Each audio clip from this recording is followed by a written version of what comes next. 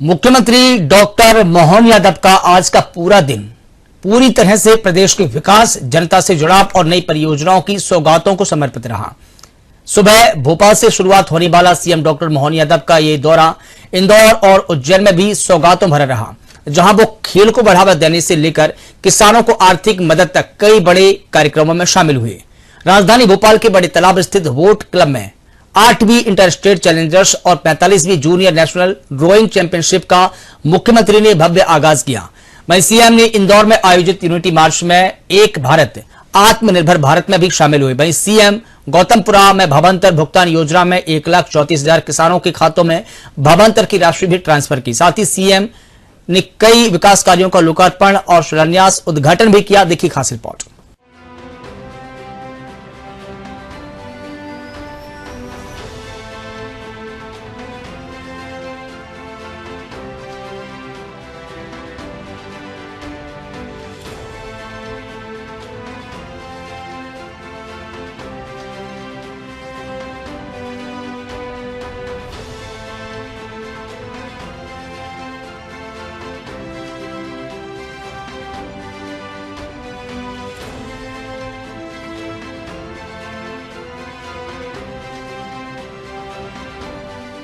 मुख्यमंत्री डॉक्टर मोहन यादव का आयोजन स्थल पहुंचने पर कैप लगाकर स्वागत किया गया।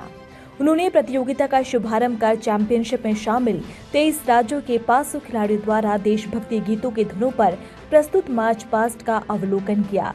इस अवसर पर खेल एवं युवा कल्याण मंत्री विश्वास सारंग, भोपाल महापौर मालती राय सहित अधिकारी एवं खेल प्रेमी विशेष रूप से उपस्थित थे। मुख्यमंत्री डॉक्टर यादव ने चैंपियनशिप के शुभारंभ अवसर पर आयोजित कार्यक्रम को संबोधित करते हुए कहा कि राज्य सरकार युवाओं के चहुमुखी विकास के लिए प्रतिबद्ध है। खेल विभाग प्रदेश में खेल संस्कृति को प्रोत्साहित करने के लिए विभिन्न गतिविधियां संचालित कर रहा है। भारत की प्राचीन संस्कृति में खेल केवल मनोरंजन नहीं बल्कि अनुशासन, संतुलन और मानसिक दृढ़ता का माध्यम माने गए हैं।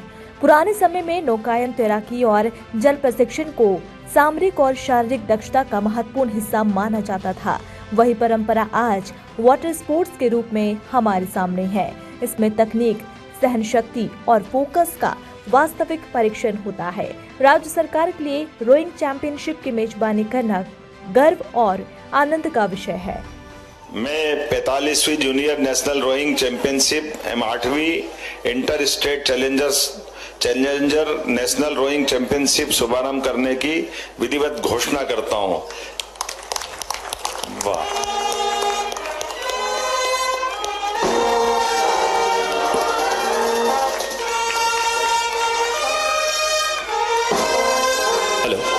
एक बार मैं आग्रह करूंगा स्मृतिशील माननीय मुख्यमंत्री जी को, माननीय मंत्री जी से और हमारे मंत्री जी से सादर आग्रह, माननीय हमारे यशस्वी मुख्यमंत्री जी बिना रुके बिना थके लगातार मध्य प्रदेश को और खेलों की नई अगर बात करें, मध्य प्रदेश चैंपियन भी है रोइंग में। 38वें नेशनल गेम्स में भी हम चैंपियन हैं। जोरदार तालियां बजाएं। ऐसा सशक्त नेतृत्व हमें मिले हैं माननीय यशस्वी खेल मंत्री जी, उनका मैं आग्रह करूंगा। आदरणीय साथ ही साथ सुभाषिष बनर्जी जी, प्रधान सचिव रोइंग फेडरेशन के आप आए और मंत्री जी को सुभाषिष सर स्मृति से इन्वाइट करें, मैं आग्रह करूंगा।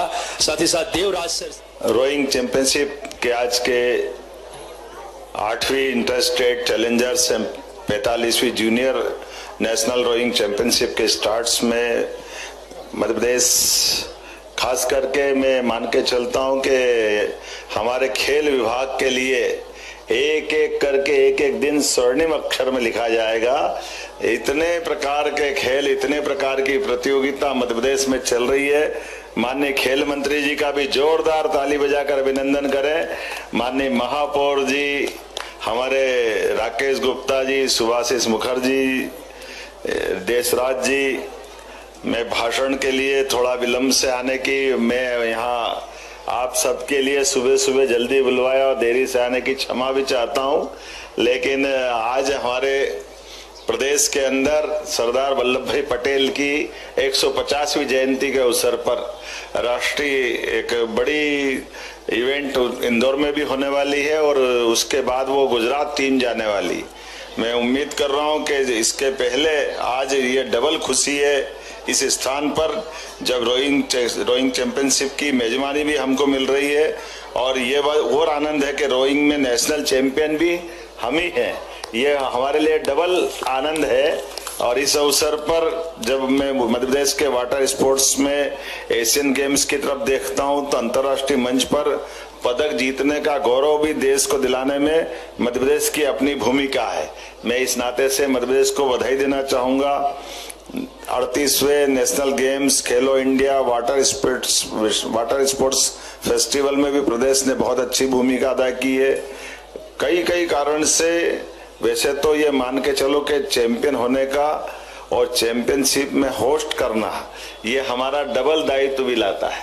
और ऐसे में जब यहाँ ये चैंपियनशिप हो रही है तो मैं उम्मीद कर रहा हूँ कि हमारे खिलाड़ी फिर मध्य प्रदेश को गौरव दिलाएंगे। ये अग्रिम शुभकामना और पूरे देश वालों के लिए मैं अपनी तरफ से मध्य प्रदेश सरकार की ओर से सबका वंदन करता हूँ, अभिनंदन करता हूँ। हम प्रदेश में देश के लिए, सभी के लिए खेले, लेकिन देश का नाम दुनिया के स्तर पे बढ़े, इसलिए जोरदार अभिनंदन मोदी जी के लिए भी करें, जिनके माध्यम से कितना अच्छा लग रहा है। अभी हमारी कहाँ बढ़िया मार्च पास्ट कराया और अब बदख मार्च पास्ट कर रही है।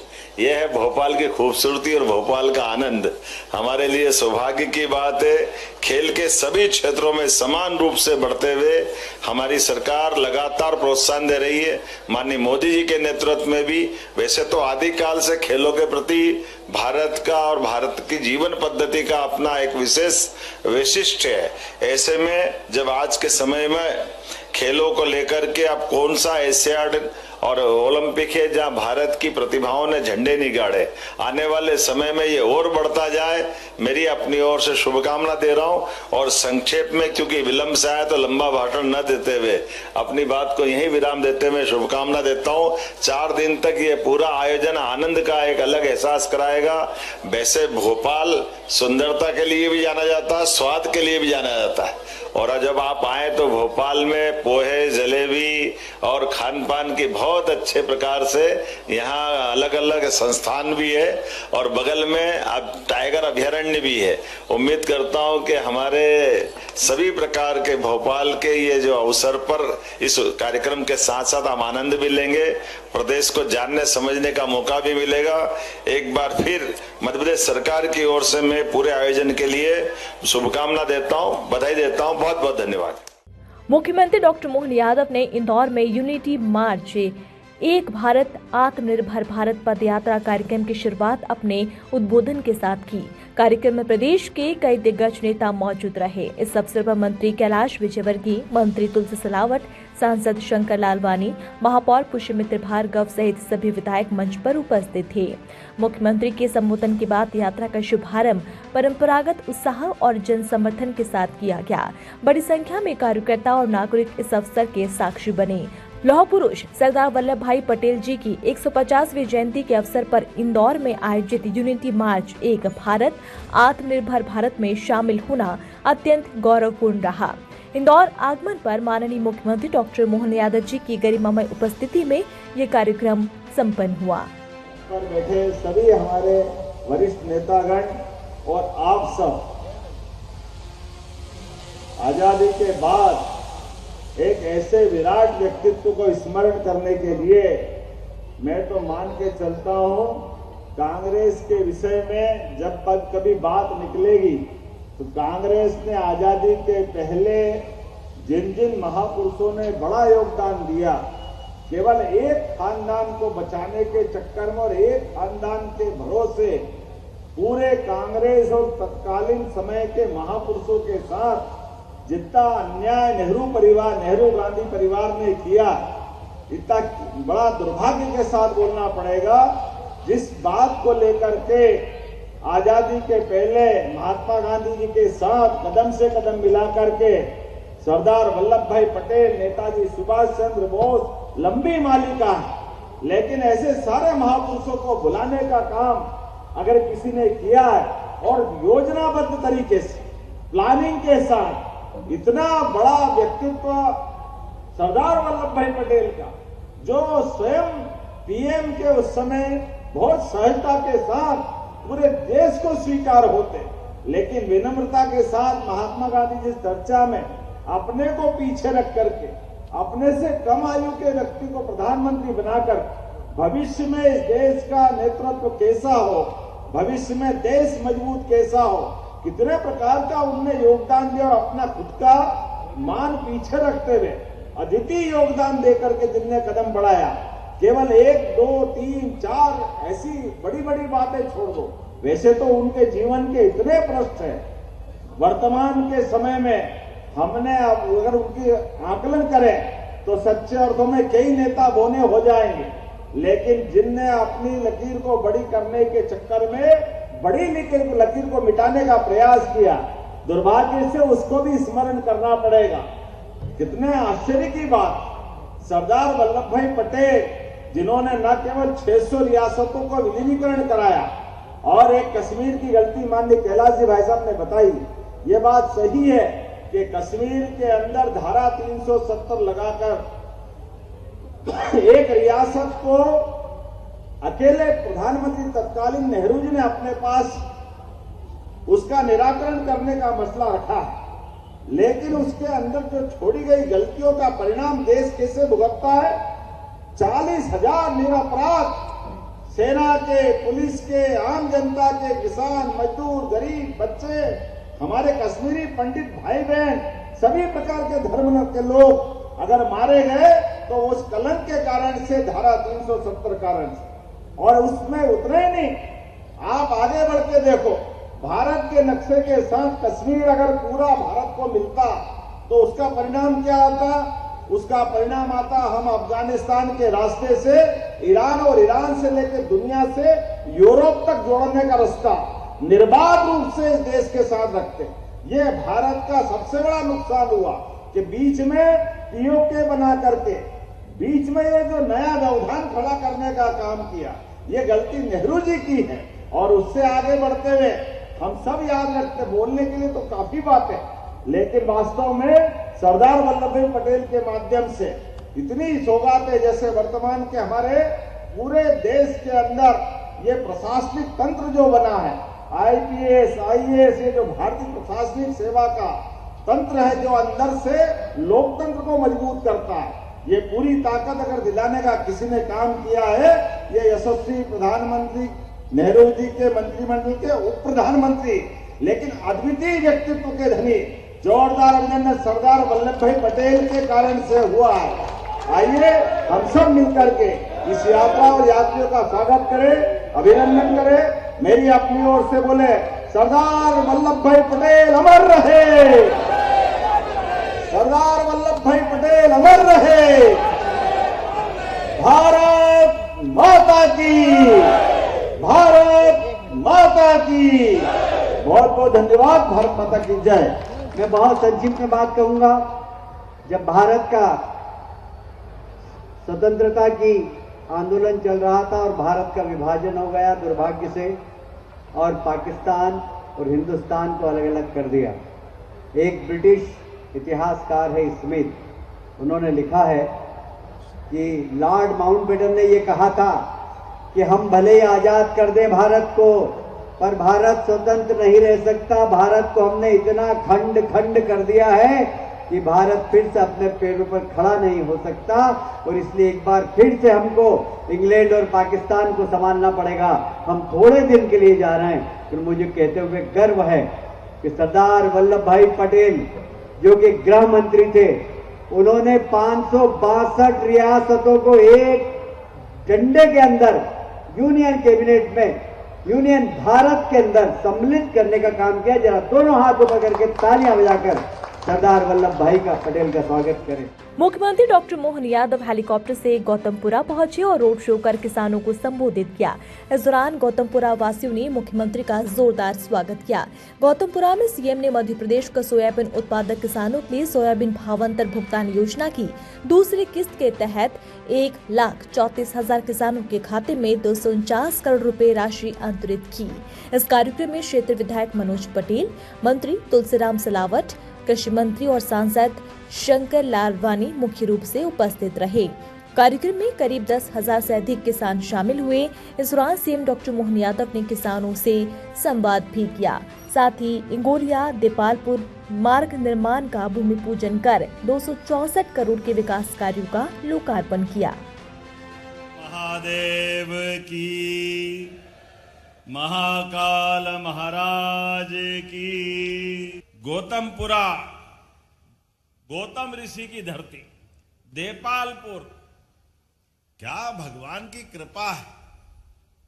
मालव धरती गहन गंभीर, पग पग रोटी डग डग नीर। कदम कदम पर अपने इस पूरे भूखंड के लिए भगवान ने भाग्य लिखा तो मालवा वालों का थोड़ा ज्यादा ही अच्छा लिख दिया। माल ही माल, जहां है वो मालवा, माल वाले लोग जा रहे वहां मालवा।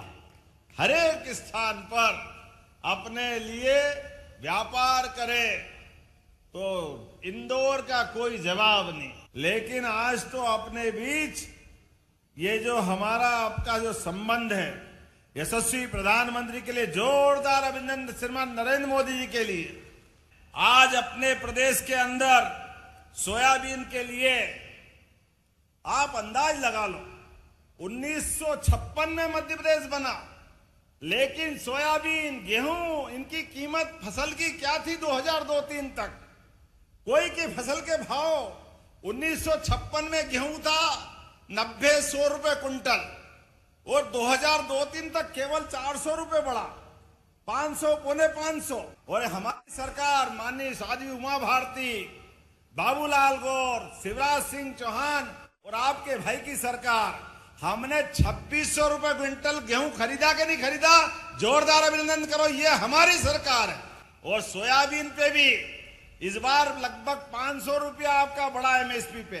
पिछली बार 4800 में खरीदी थी, उस समय भी 4300 से 4800, 500 रुपया बढ़ा था। जोरदार अभिनंदन मोदी जी और शिवराज सिंह जी के लिए भी भावांतर योजना के लिए जोरदार अभिनंदन करें।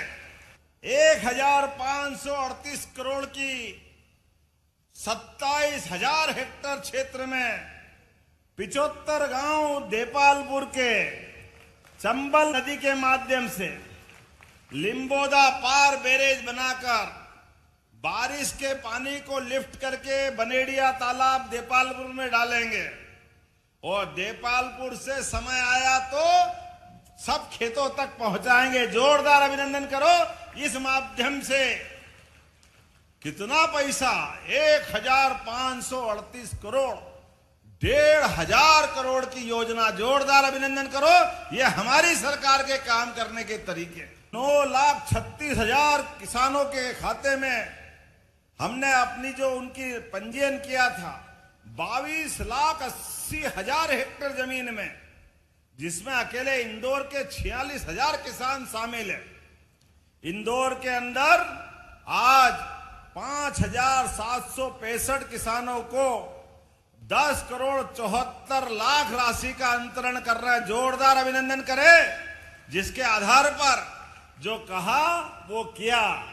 आज यहां जब मैं राशि डाल रहा हूं, 1,34,000 किसानों के खाते में 249 करोड़ की राशि पहुंच रही है। जोरदार ताली बजा करके अभिनंदन करो।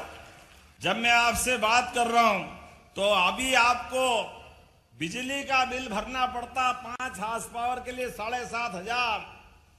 हमने ये भी योजना बनाई, केवल 10% की राशि आपसे लेंगे तो 5 हार्स पावर और 3 हार्स पावर का बिजली का बिल हमेशा के लिए छुट्टी। सोलर पंप किसान लगाने वाले हैं।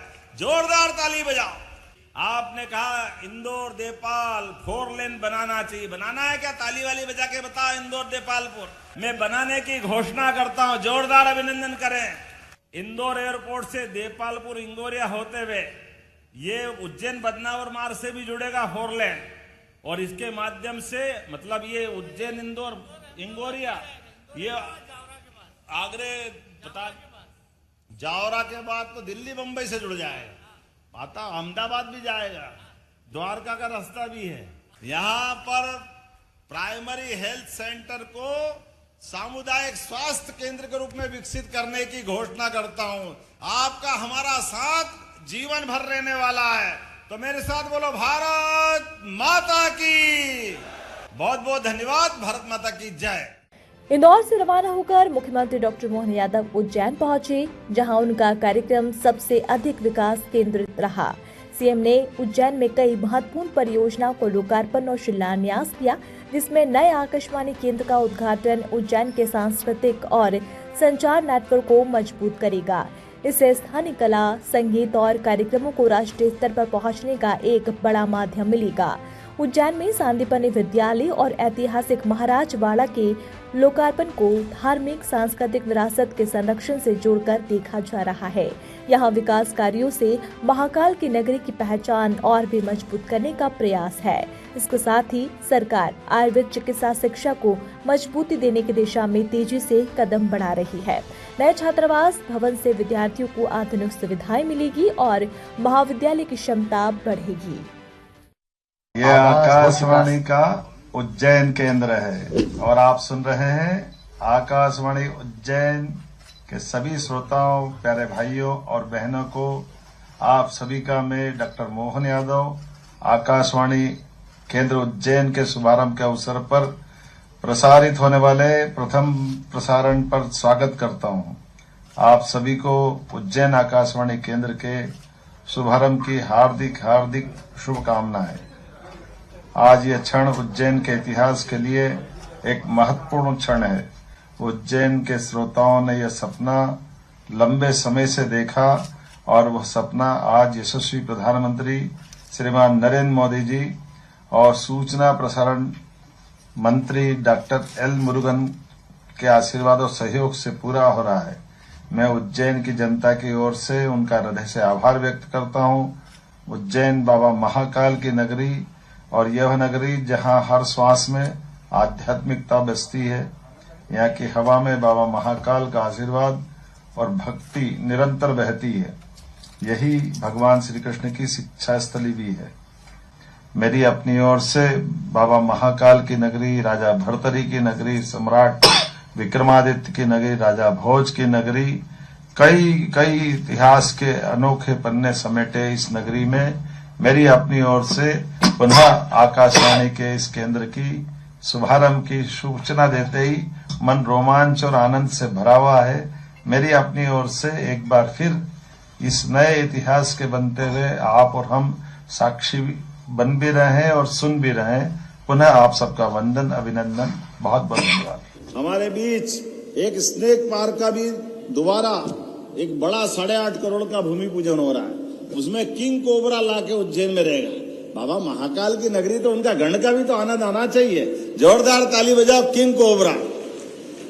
लंबाई तो इतनी है कि तेजाजी महाराज को वो जो सांप का मुंह की जीवान तक जाने वाला जो हिस्सा है, जमीन से लगाकर घोड़े से घूमते घामते 14 फीट, 16 फीट, 18 फीट किंग कोबरे की साइज भी गजब होती।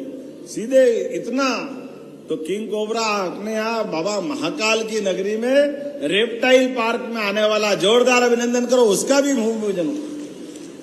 सब प्रकार के अपने मध्य प्रदेश के साथ वन संपदा के वन्य जीवों की भी हमारी बहुत अच्छी स्थिति बनी है। सांदीपनि विद्यालय महाराजवाड़ा, कहाँ विक्रमादित्य होटल भी खुली, लेकिन हम होटल भी खोल रहे हैं और सांदीपनि विद्यालय का लोकार्पण कर रहे हैं। जोरदार ताली बजा करके आज लगभग 55.27 करोड़ की बड़ी सौगात मिलने वाली। मेरे साथ बोलो भारत माता की जय। एक और ब्रिज बड़नगर रोड वाला, वैसे तो वो 6 लेन अलग बन रहा है, लेकिन एक हमारा बना हुआ प्लान बीच में ब्रिज बना और छूट गया था, तो उस ब्रिज का बड़नगर रोड पे लोकार्पण कर रहा है। जोरदार अभिनंदन। 30 करोड़ की लागत। और जब सब कुछ कर रहे हैं तो अमृत मंथन में धन्वंतरी भी तो अपना आयुर्वेद का आनंद लेके आएगा। तो जोरदार आनंद करो, आपके लिए भी सौगात है ताली बजा करके। क्या आज का समय आया है। एलोपैथिक बहुत अपना आनंद अलग रखता था, लेकिन कोविड के समय आयुर्वेद ने जो अपनी भूमिका अदा करी, वाकई आपको बधाई देता हूं, जोरदार अभिनंदन करें। आने वाले समय में इसी प्रकार से उज्जैन आयुर्वेद का एम्स बनाने में पूरी भूमिका अदा करेगा। धन्वंतरी चिकित्सालय बढ़िया हो गया, धन्वंतरी कॉलेज अच्छा हो गया, तो ऐसे में एम्स की संभावना भी हमारी प्रदेश सरकार की रिकमेंड आपके साथ रहने वाली है, हम आपके साथ हैं।